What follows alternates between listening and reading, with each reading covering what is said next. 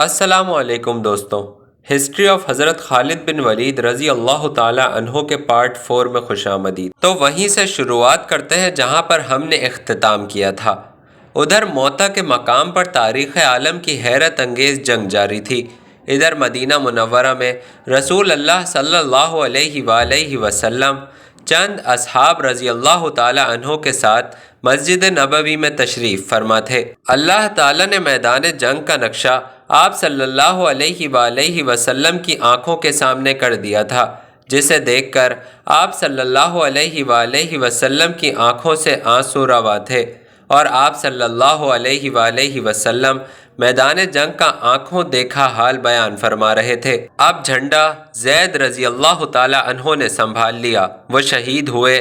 اب جھنڈا حضرت جعفر بن ابی طالب رضی اللہ تعالی عنہ نے اٹھایا، وہ بھی اللہ کو پیارے ہو گئے۔ اب جھنڈا عبداللہ بن رواحہ رضی اللہ تعالی عنہ نے تھاما، اور انہوں نے بھی جان راہ اللہ میں قربان کر دی۔ آپ صلی اللہ علیہ وآلہ وسلم ایک لمحے کو رکے اور پھر فرمایا، اب جھنڈا اٹھایا اللہ کی تلواروں میں سے ایک تلوار نے، اور اس کو فتح حاصل ہوئی۔ اس کے بعد آپ صلی اللہ علیہ وآلہ وسلم نے اپنے ہاتھ دعا کے لیے اٹھا دیے اور اللہ کے حضور یوں دعا گو ہوئے، اے اللہ، خالد تیری تلوار ہے، اسے ہمیشہ فاتح رکھنا۔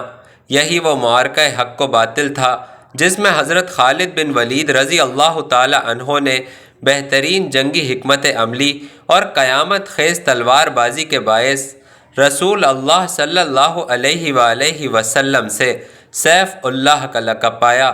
مکہ کے گرد و نواح میں بہت سے بت تھے، جن میں سب سے بڑا بت عزا کا تھا۔ عزا کو مشرکین طاقت اور خوشحالی کی دیوی جانتے اور مانتے تھے۔ مشرکین پتھر کی اس لاچار دیوی کے حضور طاقت کے حصول اور مالی آسودگی حاصل کرنے کے لیے چڑھاوے چڑھاتے اور گڑ گڑاتے تھے۔ عزا کا بت وادی نخلہ کے ایک معبد میں رکھا تھا، جو مکہ سے 10 میل دور بستان عامر کے باغ میں واقع تھا۔ اس معبد کا انتظام بنو شیبان کے سپرد تھا۔ رسول اللہ صلی اللہ علیہ وآلہ وسلم نے عزا کا بت توڑنے کے لیے حضرت خالد بن ولید رضی اللہ تعالی عنہ کو مقرر فرمایا۔ یوں آپ رضی اللہ تعالی عنہ 30 فوجیوں کے ساتھ وادی نخلہ کی طرف روانہ ہوئے۔ حضرت خالد بن ولید رضی اللہ تعالی عنہ 25 رمضان المبارک کو اس معبد میں داخل ہوئے اور سامنے چبوترے پر رکھا عزا کا بت ایک ہی وار میں زمین بوس کر دیا، اور حضور اکرم صلی اللہ علیہ وآلہ وسلم کی خدمت میں حاضر ہو کر خبر دی کہ عزا کو خاک میں ملا آیا ہوں۔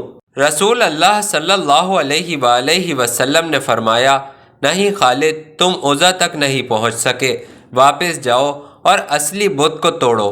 دراصل مشرکین نے طاقت کی دیوی کی حفاظت کے لیے 2 بت بنا رکھے تھے، ایک اصلی اور دوسرا نقلی۔ حضرت خالد بن ولید رضی اللہ تعالی عنہ رسول اللہ صلی اللہ علیہ وآلہ وسلم کا حکم پا کر فوراً واپس پلٹ آئے۔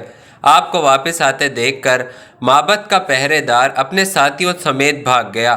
جاتے جاتے وہ عزا کے گلے میں تلوار لٹکا گیا کہ طاقت کی دیوی خود ہی خالد بن ولید رضی اللہ تعالی عنہ سے نمٹ لے گی۔ حضرت خالد بن ولید رضی اللہ تعالی عنہ عزا کے اصلی بت کو توڑنے کے لیے آگے بڑھے تو ایک لڑکی نے بازو پھیلا کر آپ رضی اللہ تعالی عنہ کا راستہ روک لیا۔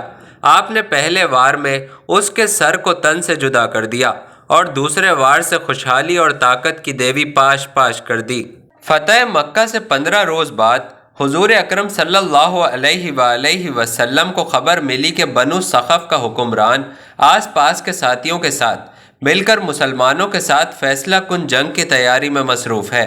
آپ صلی اللہ علیہ وآلہ وسلم 12 مجاہدین کے ساتھ اس خطرے سے نمٹنے کے لیے 27 جنوری 623 عیسوی کو مکہ سے روانہ ہوئے اور 31 جنوری کو حنین کے قریب ایک گہری وادی میں اتر گئے۔